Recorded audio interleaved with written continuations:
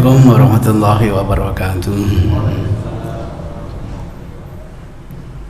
Innal hamdalillah nahmaduhu wa nasta'inuhu wa nastaghfiruh wa na'udzu billahi min shururi anfusina wa min sayyiati a'malina. May yahdihillahu fala mudhillalah wa may yudlil fala hadiyalah. Wa nusalli wa nusallim ala rasulil karim wa ala alihi wa sahabatihi wa man ihtada bihadihi ila yaumiddin, amma ba'du. Ini kasus yang menarik. Ada seorang teman kita datang ke masjid, ternyata sholatnya sudah bubar, akhirnya sholat sendirian. Tiba-tiba datang lagi dua orang. Lah kok dua orang ini tidak bermakmum kepada yang pertama itu, malah bikin jamaah sendiri. Akhirnya satu orang yang pertama datang tadi membatalkan sholat, ingin melaksanakan berjamaah dengan dua temannya. Ini unik ini, mestinya kebalik. Jadi yang dua terlambat itu supaya bermakmum kepada orang yang pertama, bukan yang pertama membatalkan kemudian ikut jamaah. Kebalik ini. Nah, kebalik ini mungkin ada permasalahan ketika yang satu ini sedang sholat, dua orang datang ingin bermakmum, lah kok dia itu jangan gitu. Nah, karena tidak mau diimami keduanya sholat berjamaah. Ini gara-gara melafadzkan niat gitu. Jangan kenapa?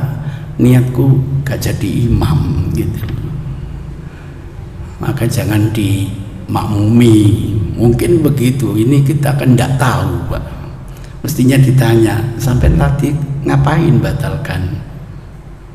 Sampean berdua ngapain sholat berjamaah? Kok nggak bermakmum? Perlu diklarifikasi.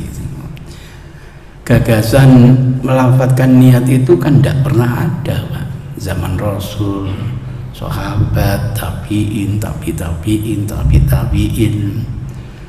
Orang pertama yang menggagas itu adalah Masya Allah Syekh Kabir, yakni Syekh Muhyiddin An-Nawawi.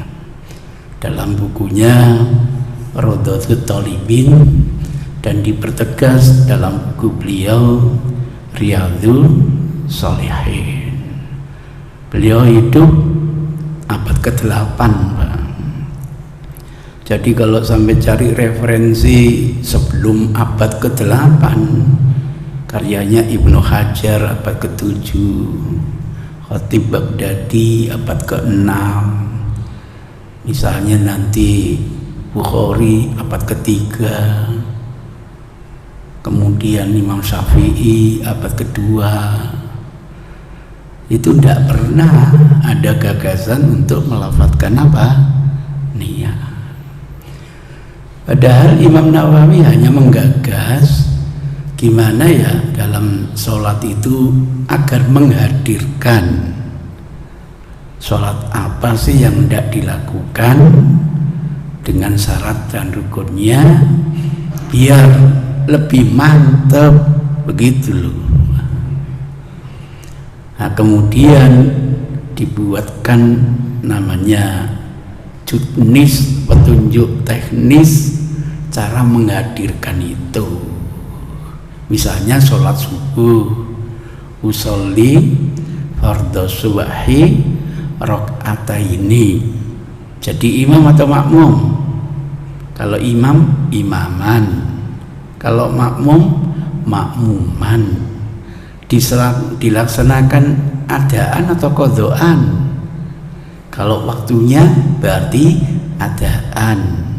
Kalau di luar waktunya baru bangun jam 7 qodhoan mustaqbilal kiblat lillahi ta'ala. Karena niatnya makmum ojo diimami, ngono lho. Itu ceritanya. Jadi memang gagasan seorang hebat pun kebenarannya tidak bisa mutlak, Pak.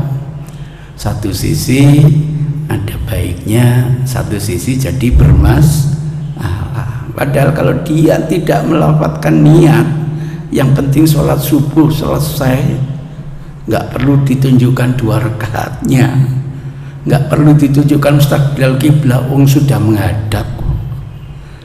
Maka andaikan nanti ada orang lain yang datang, boleh enggak dia jadi imam, Pak? Boleh, boleh.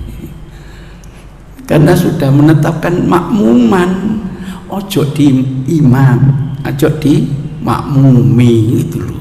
Oh, niatku makmum, bukan niatnya imam.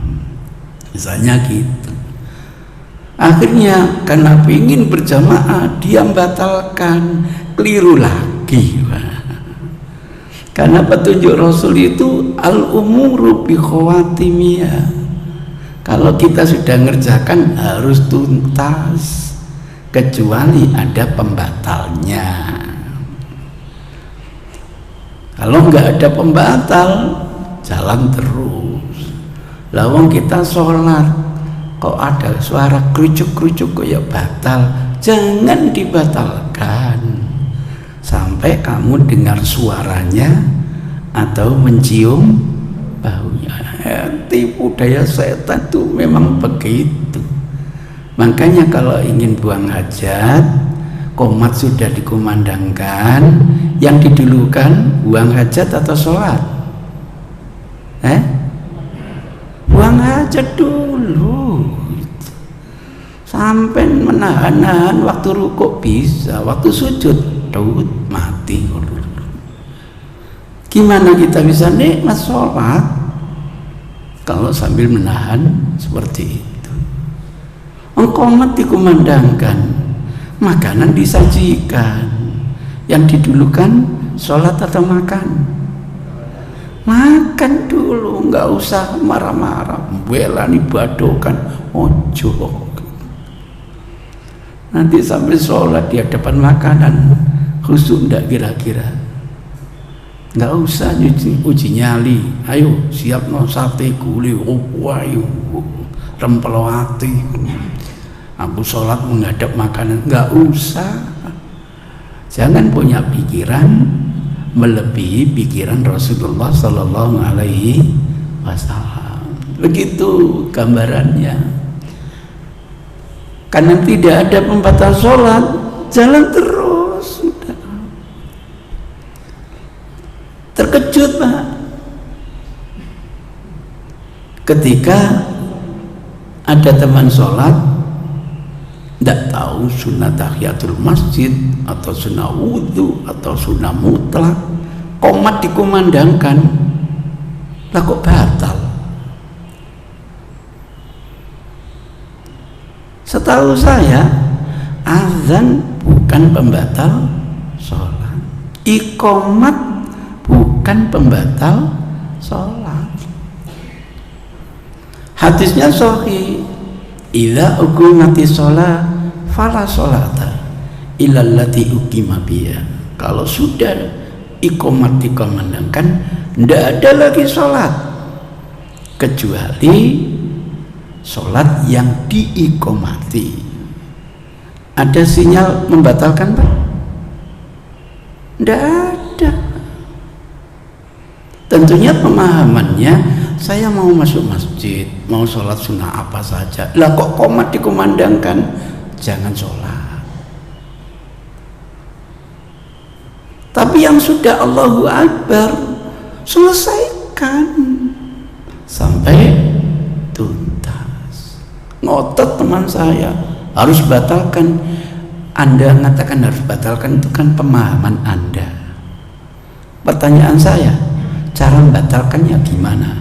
Jangan pakai pikiran ya, harus pakai tuntunan. tuntunan.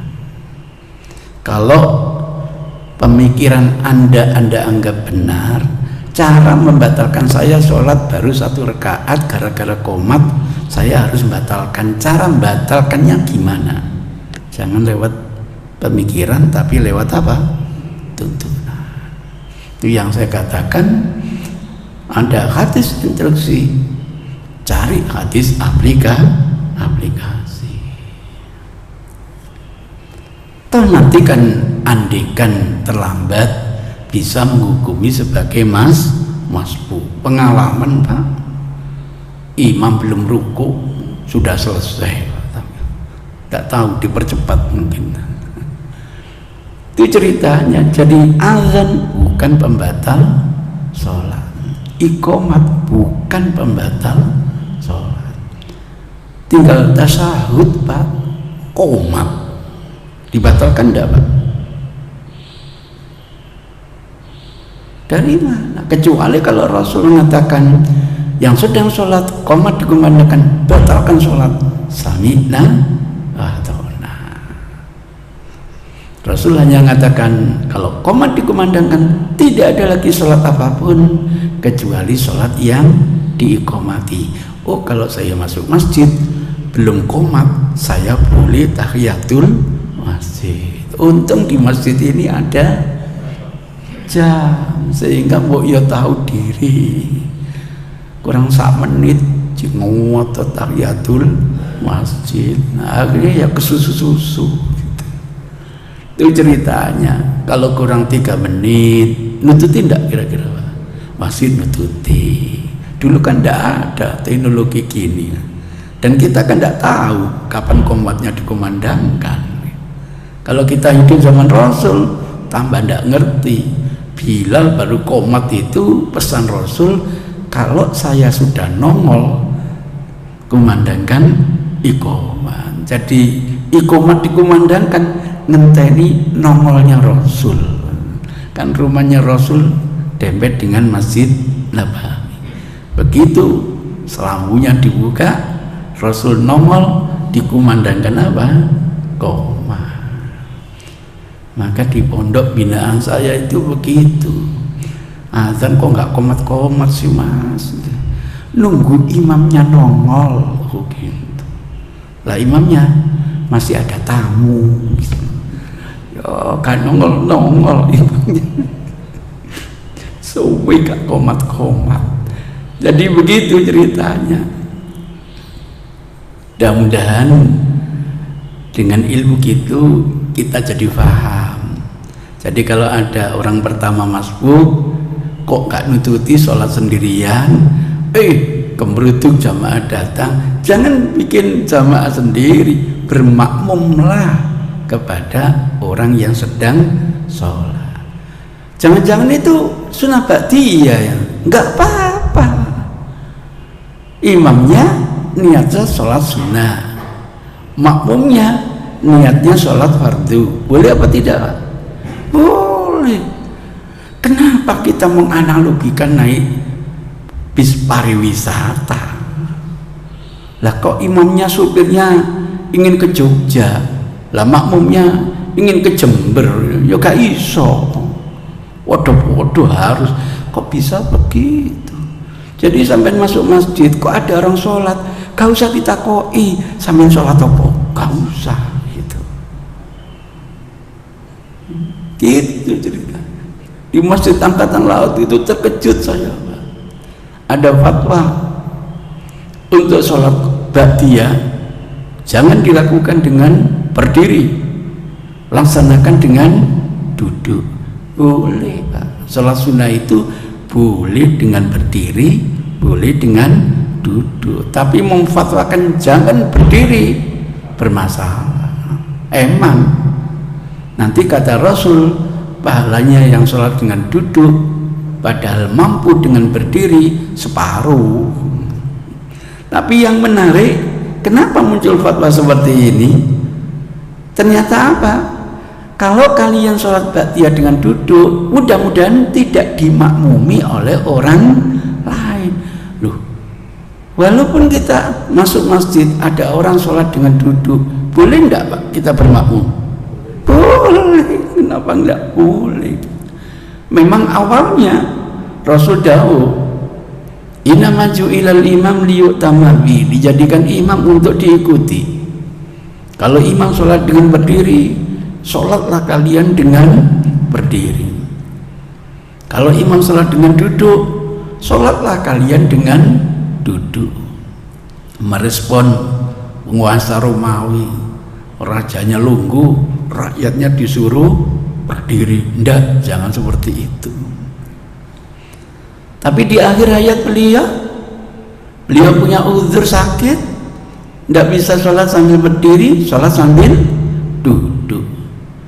Nah kita kan bingung, menurut petunjuk Rasul kalau imam dengan duduk mestinya makmum dengan duduk. Mau duduk dikasih isyarat oleh Rasul untuk tetap berdiri. Oh kalau gitu katanya Imam Syafi'i, yang pertama hukumnya mansuh dengan hukum yang kedua. Kalau imam sholat dengan duduk karena ada uzur, makmum boleh sholat sambil berdiri, tidak harus sholat sambil duduk gitu. Jadi alasan fatwa laksanakan dengan duduk, satu, emang pahalanya hanya dapat separuh. Yang kedua, biar tidak dimami, keliru. Walaupun ada orang sholat dengan duduk, kita boleh bermakmum. Tuh gambarannya Pak, mudah-mudahan tidak terjadi lagi. Yang saya khawatirkan itu begini loh, karena yang satu itu bukan golongannya, nggak mau bermakmum. Kalau nggak golongan saya dianggap kafir, itu yang repot Pak. Nggak pantas saya bermakmum kepada orang kafir, wah itu repot lagi. Maka kalau ada kasus akan lebih baik diklarifikasi. Kenapa kok ada kejadian ini sama-sama masbuk, ini sholat sendirian, datang yang lain enggak bermakmum tapi bikin jamaah sendiri? Ada apa? Itu yang perlu dicari akar masalah. Ada komentar mungkin? Yang pertama cukup ya. Yang kedua apa tadi Pak? Lupa ya. Suatu ketika sedang sholat, imamnya batal, entah karena buang angin atau apa. Bagaimana imam untuk membatalkan, mengakhiri sholatnya? Ya namanya sholat, walaupun jadi imam, jadi makmum batal, harus membatalkan sholat Pak. Aplikasinya gimana? Bukan baca salam, baca takbir keluar, gitu aplikasinya Pak. Jadi waktu saya jadi imam atau jadi makmum batal, baca takbir Allahu Akbar, keluar. Nanti otomatis imam badalnya maju. Sini siapa imam badalnya? Nah itu harus siap jadi imam badal. Kalau dulu kita hidup bersama Rasul, imam badalnya Abu Bakar. Kalau dulu yang ditunjuk oleh Umar, karena Umar itu merasa tidak pantas jadi imam, mungkin suaranya kurang bisa membuat khusyuk, ditunjuk Ubay bin Ka'ab sebagai imam tetap. Imam badalnya Tamim Ad-Dari. Itu Pak. Sampai sekarang kalau sampai ke Haramain pasti ada dua imam pakaiannya khusus, tidak dijual, khusus Pak, sehingga muadzin dari jauh itu tahu imam sudah datang, apalagi dikawal. Jelas itu imamnya sudah masuk ke mihrab, qomat dikumandangkan gitu. Ada imam tetap di depannya, imam badal di belakang. Setiap imam punya dua ajudan. Itu Pak, imam itu sama dengan menteri Pak. Konon gajinya juga sama dengan menteri. antri ya. Maka kalau ada teman saya pulang haji itu kok tidak angkat tangan ya ketika takbiratul ihram, Allah enggak angkat tangan. Sudah berapa lama enggak ketemu, sama-sama keluar dari Gontor dulu itu, akhirnya ketemu dulu di IAIN, berubah namanya Winsa, karena kita punya otoritas menguji UNC, ujian negara cicilan, dulu ada gitu, masih zaman Belanda ya Pak ya, gitu. Ketemu sama-sama nguji, saya ajak ke rumah, terkejut kok sholatnya sudah tidak pakai angkat tangan. Saya tidak boleh nyalakan Pak, tanya, Mas, sholatnya kok sudah berubah? Berubah apanya? Kok takbirnya tidak angkat tangan? Oh iya, saya sudah tidak angkat tangan untuk takbiratul ihram dan takbir-takbir lain itu sepulang dari ibadah haji gitu. Jadi sepulang ibadah haji sudah tidak lagi angkat tangan. Saya tanya lagi, kok bisa berubah begitu? Nah, saya selama di sana itu berupaya untuk sholat di belakang makmum. Bohong. Loh, kenapa bohong? Tidak mungkin belakang makmum ada imam badal, dua kanan dua kiri ada askarnya pengawal.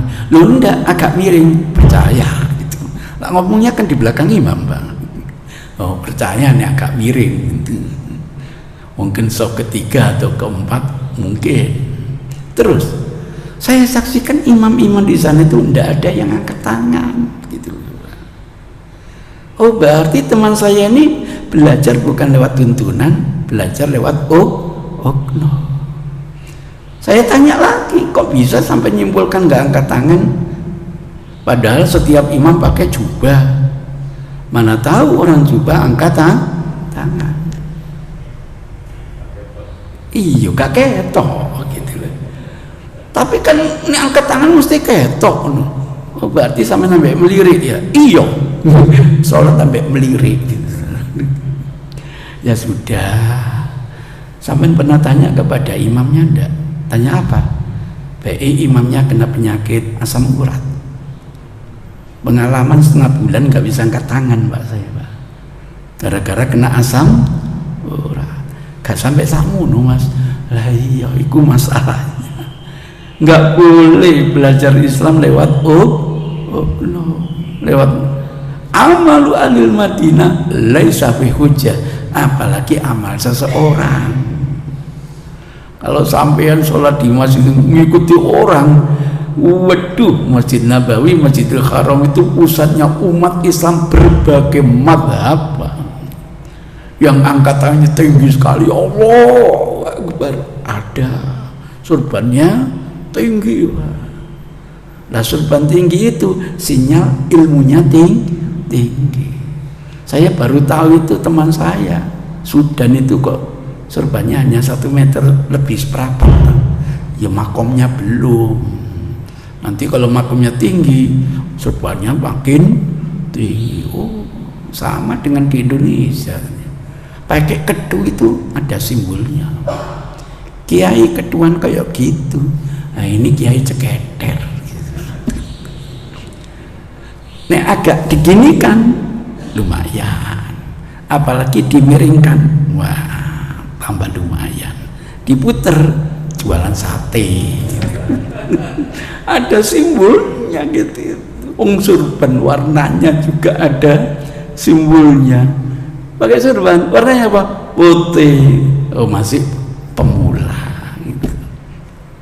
Meningkat nanti jadi hijau. Wah, yang terakhir oranye. Itu sudah abdal itu. Abdal itu adik Nabi, wah gitu. Sudah berani pakai oranye sampean? Belum. Itu ada etikanya. Ada sinyal seperti itu ya. Ada lagi yang takbirnya itu Allahu Akbar, ngono ya Pak. Allahu Akbar. Ada lagi yang ada lagi Allahu Akbar. Sapluk kemarin sampean. Mungkin itu pelatih karate mungkin Pak. Jadi itu oknonya macam-macam. Ada yang plus mulai dari awal sampai akhir tidak angkat tangan. Pernah saya jelaskan di sini Pak? Belum. Ketika saya ke Maroko, hampir dilempar sepatu, dilempar sandal. Kenapa? Di masjid ini satu-satunya orang yang sholat mengangkat tangan hanya saya. Semuanya tidak ada yang angkat tangan. Maka kehadiran saya ini dianggap ngeriwui. Hampir dilempar sandal. Untung teman saya ini segera tanggap, mengingatkan bahwa saya ini orang Indonesia. Untung. Kalau enggak dilempar temenan, Pak. Wajah saya kan bisa berubah-ubah, Pak. Tergantung tempat, tergantung tanggal. Kelihatan asli itu tanggal 1. Maklum baru gajian, Pak. Ada tanggal 30 medudut. Itu ceritanya. Pulang dari liburan diskusi, Pak.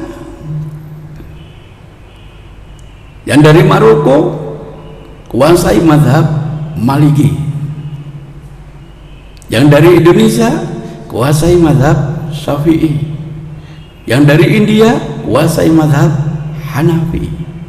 Yang dari Iran kuasai mazhab Zaidiyah. Yang dari Saudi kuasai mazhab Ahmad bin Hanbal. Jadi diskusi itu berbagai masalah. Itu yang mewarnai pola pikir saya. Nggak boleh menyalahkan orang lain, itu nggak boleh. Apalagi menilai orang lain dengan kacamatanya sendiri. Sampai mungkin terkejut membaca hadis Rasul marah-marah setelah sholat. Mali arakum rafi'i aidiyakum fi sholat ka'anna adiyal khailin sumus. Di Muwatta Malik, hadisnya sahih. Kenapa tadi aku menyaksikan kalian mengangkat tangan sewaktu sholat? Mengangkat tangan sewaktu sholat itu kata Rasul bagaikan ekor kuda yang lari tunggang langgang. Perilaku manusia kalau diidentikan dengan hewan terkutuk, gak boleh, Pak.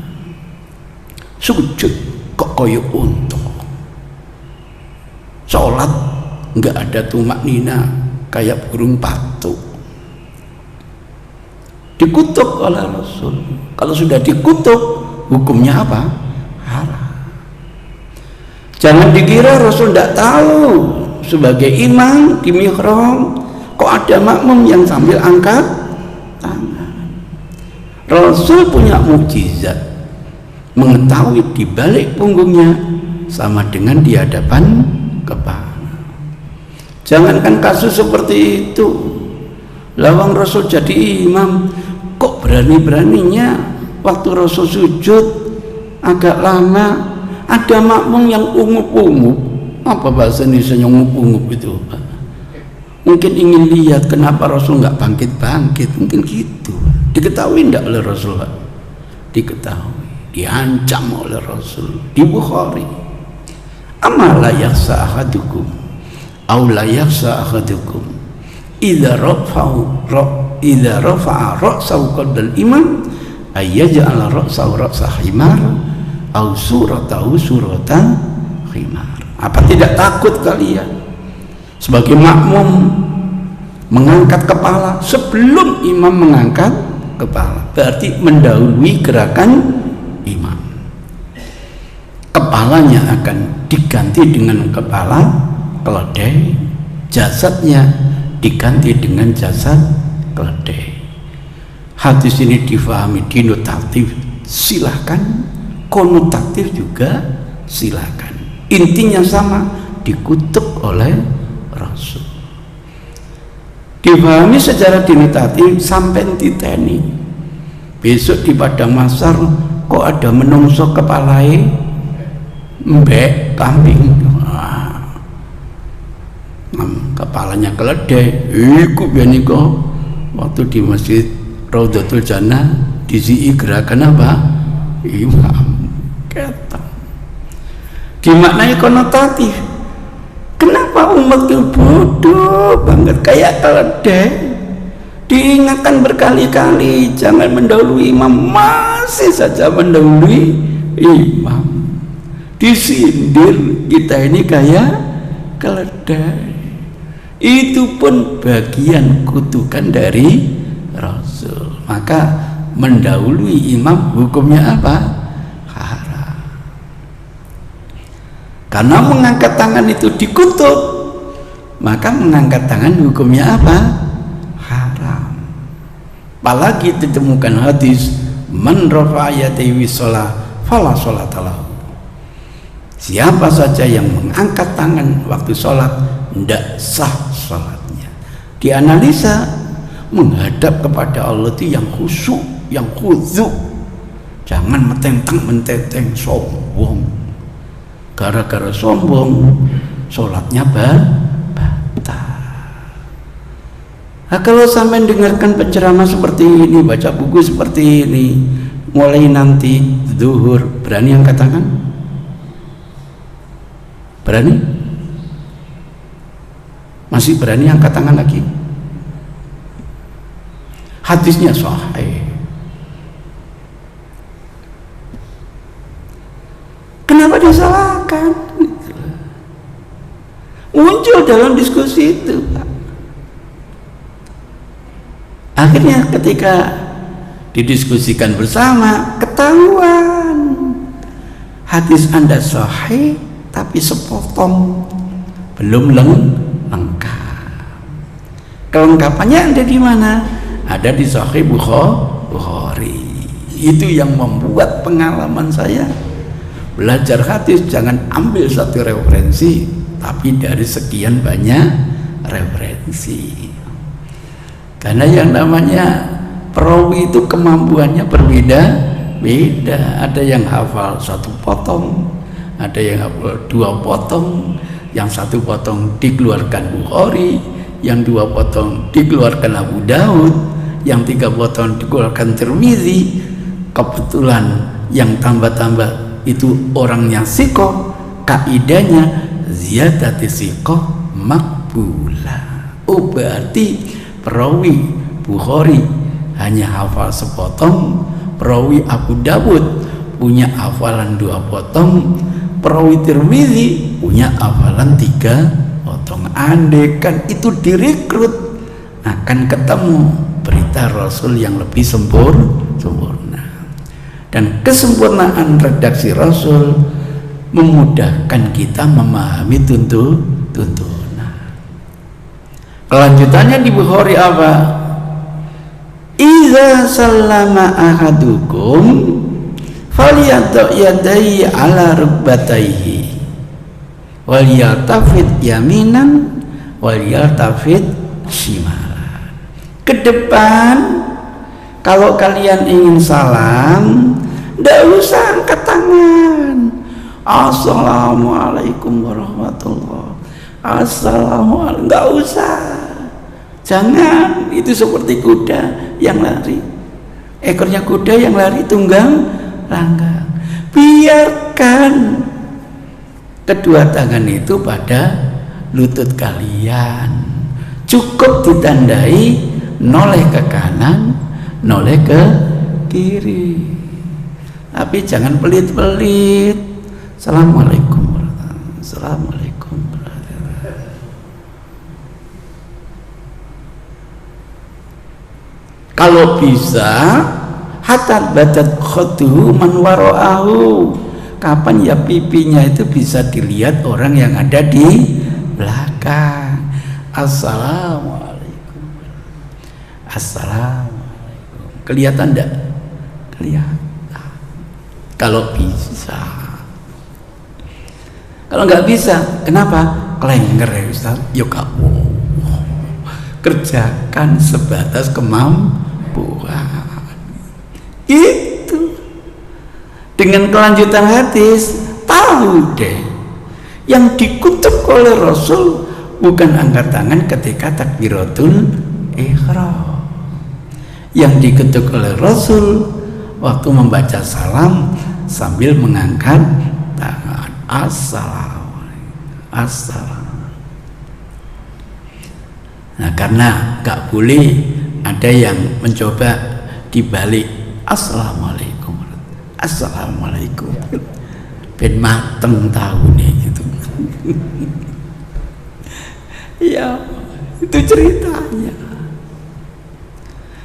Adapun hadis yang kedua palsu, nggak akan ada ketemu. Tidak ada asal usulnya dari mana itu namanya hadis ujuk-ujuk muncul. Nah, karena palsu nggak usah dijadikan dasar hukum. Apa mengangkat tangan itu simbol sombong? Itu kan persepsi Anda. Gimana kalau angkat tangan itu dipersepsikan tanda tunduk, tanda patuh? Di jalan ada penjahat, angkat tangan. Lo kok gelem angkat tangan? Oh, berarti patuh gitu. Berarti tunduk. Masa penjahat angkat kaki? Enggak gitu. Jadi persepsi akal itu enggak bisa jadi sumber hukum. Sumber hukum itu hanya wahyu. Lah yang angkat tangan ditemukan hadis sejumlah nama surat dalam Quran 114 hadis. Ada yang qauli, ada yang fi'li, ada yang takriri. Dijadikan satu buku oleh Imam Bukhari, Juz Raf'ul Yadaini fi Shalah. Saya punya bukunya gitu. Orang yang fanatik dengan mazhab Malikiyah dikasih hadis 114, tidak bisa tembus. Sama dengan sampean fanatik kepada Malikiyah, wah, dikasih hadis 114 nggak bisa tembus. Indonesia susah bisa menembus batas kecuali Cisamsu. Di hadis siapapun, syukurlah masuk telinga kanan keluar telinga kiri, masih syukur. Lewat tengah kanan mendal, lewat tengah kiri mendal. Lah kalau pintu hidayah sudah kita tutup seperti ini, gimana caranya Allah memberi hidayah? Maka penyakit fanatisme sulit untuk mendapatkan hidayah. Itu ceritanya, Masya Allah. Nah, sejak itulah teman saya berubah. Sholatnya laki-laki mengangkat tangan. Enak kalau kita diskusi, enak gitu. Jangan dikira mereka tidak punya dalil. Nanti diskusinya ini kan mazhabnya Imam Malik tidak angkat tangan. Lah yang angkat tangan kan mazhabnya Imam Syafi'i. Imam Syafi'i itu kan muridnya Imam Malik. Pinter di guru ambek murid ya, ayo. Nah, ini kan diskusi warung kopi. Dalam satu kasus bisa saja guru lebih ngerti, tapi dalam kasus yang lain bisa saja murid lebih ngerti dari guru. Maka di dunia yang namanya akademik nggak boleh footnote-nya itu Profesor Dr. Zainuddin MZ LCMA, nggak boleh. Ya cukup Zainuddin NZ. Bagaimanapun dia bisa digugat oleh orang yang tidak punya pendidikan, tidak punya predikat apapun. Itu Islam. Teman saya mau balik itu ijazahnya hanya SD, Pak. SMP tidak punya, SMA tidak punya. Tapi kalau sudah diskusi luar biasa. Teman yang sepanjang ini, almarhum, masya Allah. Apalagi diskusi tentang Darul Hadis, wah, mantan Darul Hadis dilawan gitu. Itu ceritanya. Masya Allah. Albani itu tidak punya titel, Pak. Gak sekolah resmi. Kerjaannya ya dandan hijab. Orang Albania belum pinter, belum bisa bahasa Arab. Diajak hijrah sama bapaknya ke Baghdad untuk kerja. Sama dengan kita lah, ngajak anak ke Jakarta cari nafkah. Maklum Baghdad itu kota metropolitan, kota 1001 malam, jujukan orang. Lah sana banyak para ilmuwan. Lah kok orang seneng buku disuruh nunggak perpustakaan, ya bukunya dimakan, Mbak. Bukan hanya yang sudah tercetak, yang manuskrip, yang tulisan belum dipublikasikan, dipelajari, Pak. Maka di Madinah itu santrinya para guru besar, Pak. Santrinya itu, wah, kalau sudah di aula, sering saya ikuti. Kebetulan 4 bulan saya diajar langsung oleh beliau di kelasnya. Kemudian beliau pulang menghadapi teman-teman diskusinya, gara-gara Albani dianggap tanah kudot, kesimpang siuran pemikiran Albani misalnya gitu. Ulang, berakhir dengan mungkin kakek mikir ya Pak ya, sakit. Masya Allah. Dalam kondisi nazak itu katanya masih sadar, masih bisa mengeluarkan fatwa gitu. Masya Allah. Itu ceritanya. Nah, ciri khas orang belajar otodidak murni sering merasa pendapatnya paling benar sendiri. Itu manusiawi, Pak. Di Indonesia itu kita punya kenal seorang imam, seorang tokoh, punya banyak. Karena otodidak murni sering pendapatnya dia yang paling benar. Itu manusiawi.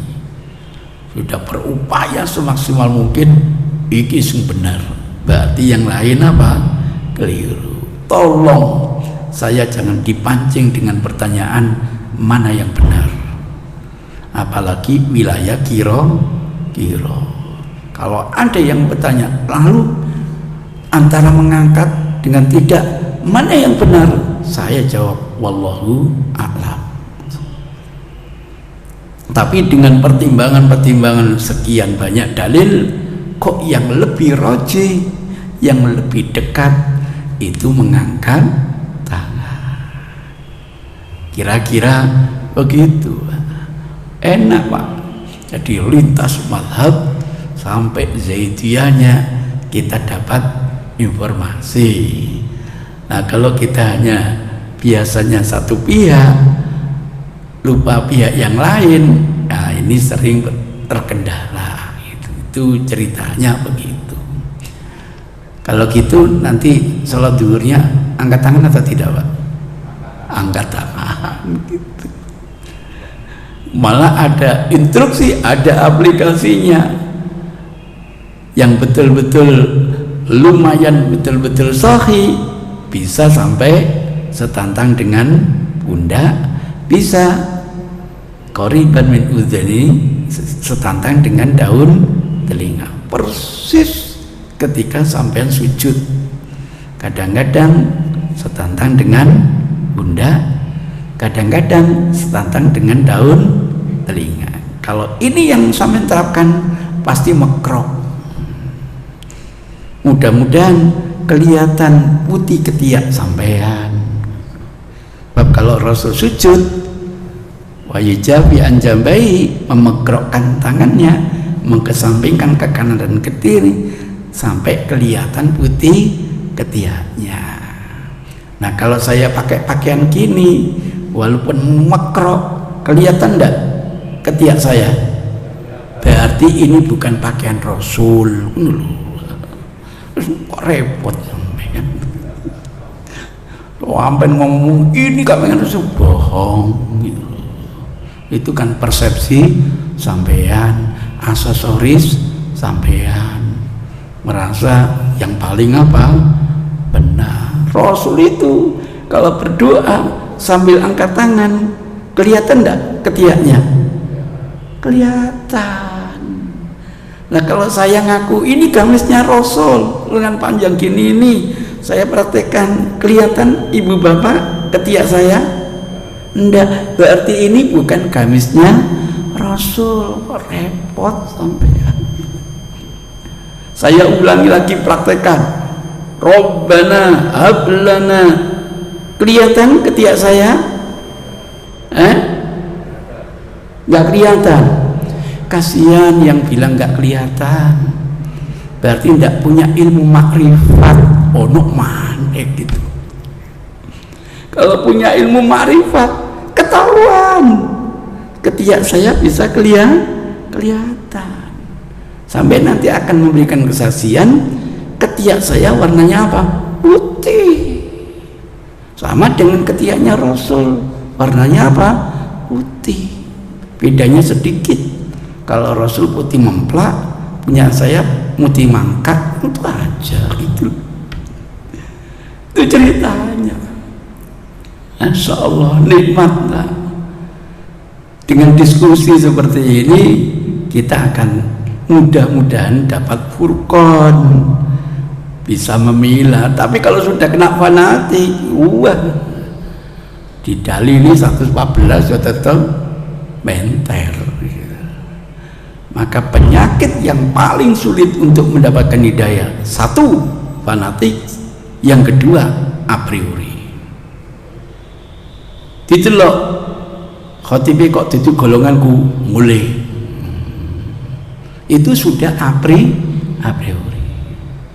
Padahal tuntunan Allah, orang mukmin itu alladzina yastami'unal qaula, siap sharing idea, dengar sana dengar sini. Mudah-mudahan dengan kemampuannya fayattabi'una asalam. Kok yang lebih mantep waktu mendengarkan pengajian di Al-Akbar ya, bismillah, diikuti. Andaikan masih keliru, tetap dapat satu pahala.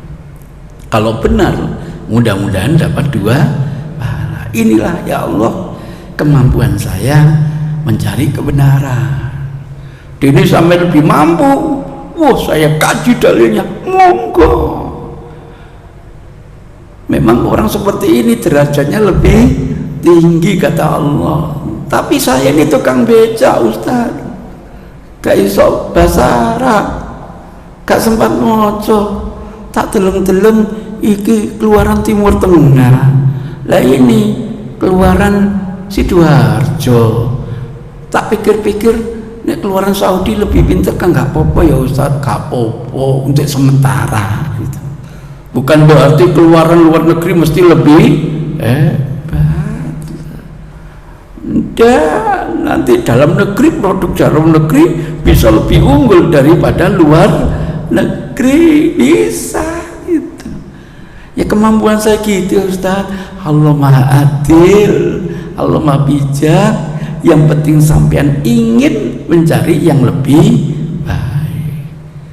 Makanya Ali mengatakan, unzuru man qila wala tanzuru man qala. Perhatikan apa yang dikatakan, jangan memperhatikan siapa yang mengatakan. Mentang-mentang bukan mubaliknya buyar.